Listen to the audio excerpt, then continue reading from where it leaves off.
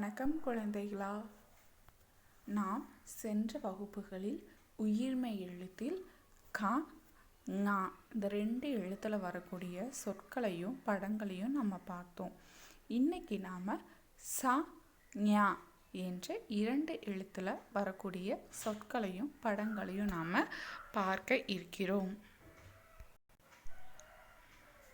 முதலில் நாம் ச என்ற எழுத்தை எப்படி எழுதணும்னு பார்க்கலாம். இங்கே பாருங்க, கா போட்ட மாதிரியே தான் ஒரு சிறிய குத்துக்கோடு, அதுக்கு பிறகு இப்படி ஒரு படுக்கை கோடு, கா போட்ட மாதிரி இப்படி வளைச்சி சுழிச்சு விடாமல் இப்படி நீட்டி விடணும். இதுதான் சா. இப்போ இந்த எழுத்தில் வரக்கூடிய சொற்களையும் படங்களையும் பார்க்கலாம். ச சக்கரம், ச சக்கரம். ச சங்கு, ச சங்கு. ச சட்டை, ச சட்டை. ச சல்லடை, ச சல்லடை. ச சங்கிலி, ச சங்கிலி. ச சண்டை, ச சண்டை. ச சமையல், ச சமையல். ச சலவை இயந்திரம், அதாவது வாஷிங் மிஷின், சலவை இயந்திரம்.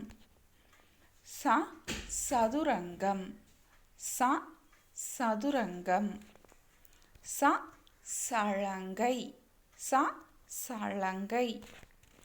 ச சணல், ச சணல்.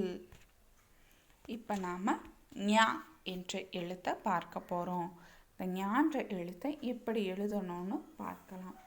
முதல்ல 2வது கோட்டில் இப்படி ஒரு வட்டம், வட்டத்திலிருந்து மேல் நோக்கி இது போல் இழுக்கணும்.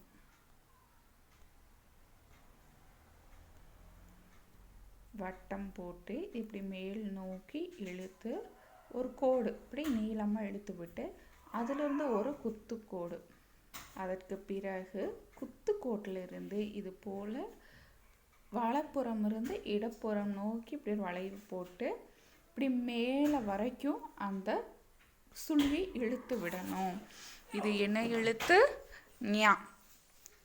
இப்போ இந்த ஞ என்ற எழுத்தில் வரக்கூடிய சொல் என்னன்னா ஞமளி. ஞமளினா நாய்.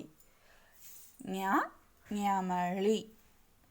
இதே போல் நீங்களும் வீட்டில் இந்த சொற்களை படித்து எழுதி பாருங்கள். அடுத்த வகுப்பில் வேறொரு பகுதியை காணலாம். நன்றி.